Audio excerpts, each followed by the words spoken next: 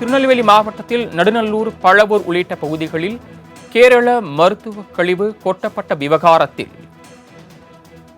மேலும் ஒரு இடத்தில் மருத்துவ கழிவு கொட்டப்பட்டிருப்பது தெரியவந்துள்ளது.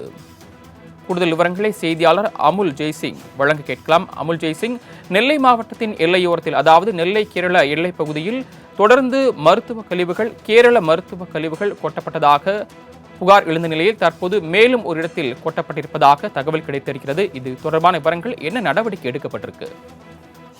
நிச்சயமாக சரவணன், திருநெல்வேலி அருகே உள்ள கோடகநல்லூர், நடுக்கல்லூர் நீர்நிலைகளில் கேரள மாநிலம் திருவனந்தபுரத்தில் உள்ள மண்டல புற்றுநோய் மையத்திலிருந்து அபாயகரமான மருத்துவ கழிவுகளை கொண்டு வந்து கொட்டிய சம்பவம் நெல்லை மாவட்டத்தில் பெரும் பரபரப்பை ஏற்படுத்தியது. இது நெல்லை மாவட்டத்திற்கு மிக அருகாமையில் இருக்கிறது, கேரள எல்லையில் அல்ல.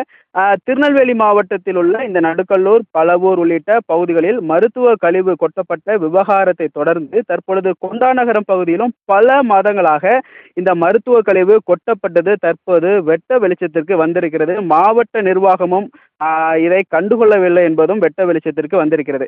கேரள மாநிலத்தில் உள்ள இந்த புற்றுநோய் மருத்துவமனை கழிவுகள், மருந்து பொருட்கள் மூட்டை மூட்டையாக லாரிகளில் கொண்டு திருநெல்வேலி அருகே உள்ள இந்த நடுக்கல்லூர், இந்த சுத்தமல்லி அருகே உள்ள இந்த வட்டாரங்கள்ல கொட்டப்பட்டது.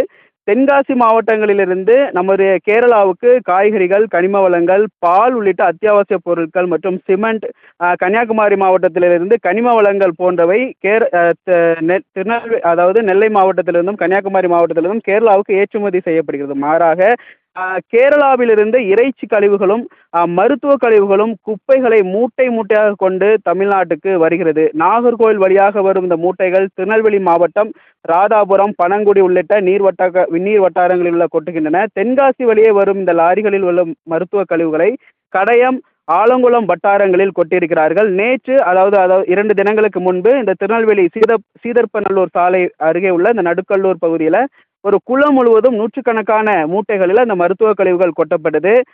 இந்த நிலையில இரவு நேரத்திலிருந்து இந்த தென்காசி வழியாக வரும் இந்த லாரிகள் மூலம் இந்த பகுதியில் இந்த மருத்துவ கழிவுகள் மூட்டை மூட்டையாக கொட்டப்பட்டிருக்கிறது. தற்பொழுது இந்த கொண்டாநகரம் பகுதியிலும் மருத்துவ கழிவுகள் பல மாதங்களாக கொட்டப்பட்டிருக்கிறது. அதாவது கடந்த சில தினங்களாக கொட்டப்பட்ட விவகாரத்தை தாண்டி இதற்கு முன்பும் நடந்திருக்கிறது. தற்போது அதிர்ச்சிக்குள்ளாகி இருக்கிறது. அது மட்டுமல்ல, இந்த பகுதியில் இந்த மருத்துவ சிரிஞ்சு கிடைக்கிறது, use blood samples, containers blood, strain cotton, tablet, அப்புறம் syrup bottles, used PPE kits, அப்புறம் ஹாஸ்பிட்டல் காட்டன் வேஸ்ட் அண்ட் இப்படி நிறைய பயோமெடிக்கல் வேஸ்ட்டுகள் நம்மளால் காண முடிகிறது. பல பயோ வேஸ்ட்டுகள் தற்பொழுது நாரி வீசுகிற நிலைமை காணப்படுகிறது. தற்போது மாநகராட்சி சார்பில் இதில் கிருமி நாசினி தெளித்திருக்கிறாங்க. ஆனால் இது தற்பொழுது நேற்று தான் அதை செய்திருக்கிறார்கள். அதுவும் ஒரு வேதனைக்குரிய விஷயம். அது மட்டும் இல்லாமல் தற்போது வரை இந்த மருத்துவ கழிவுகள் இங்கிருந்து அப்புறப்படுத்தவில்லை. ஏன்னா இந்த பகுதி மக்கள் மிகப்பெரிய ஒரு குற்றச்சாட்டை முன்வைக்கிறாங்க. 37 நாட்களுக்கு பிறகுதான் அந்த கோடகநல்லூர் மற்றும் இந்த பழவூர் கிராமங்கள் மற்றும் இந்த கொண்டாநகரம் உள்ளிட்ட பகுதிகளில் கொட்டப்பட்ட இந்த கேரளாவின் பயோமெடிக்கல் மற்றும் உணவு, பிளாஸ்டிக் மற்றும் பிற கழிவுகளை கொட்டிய அந்த நபர்கள் மீது போலீசார் வழக்கு பதிவு செய்திருக்கின்றனர்.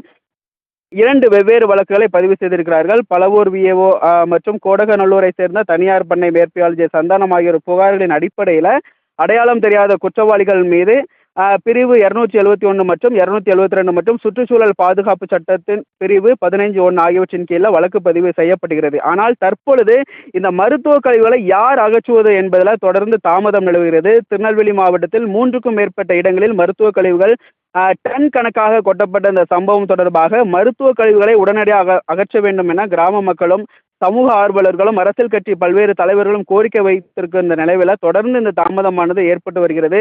மருத்துவ கழிவுகளை அகற்றுவதற்கு லாரி வாடகை மற்றும் ஜேசிபி வாடகை யார் கொடுப்பது என்ற கேள்வியும் எழுந்திருப்பதால இந்த மருத்துவ கழிவுகளை அகற்றுவதில் தொடர்ந்து தாமதம் நிகழ்ந்து வருகிறது. சரவணன்.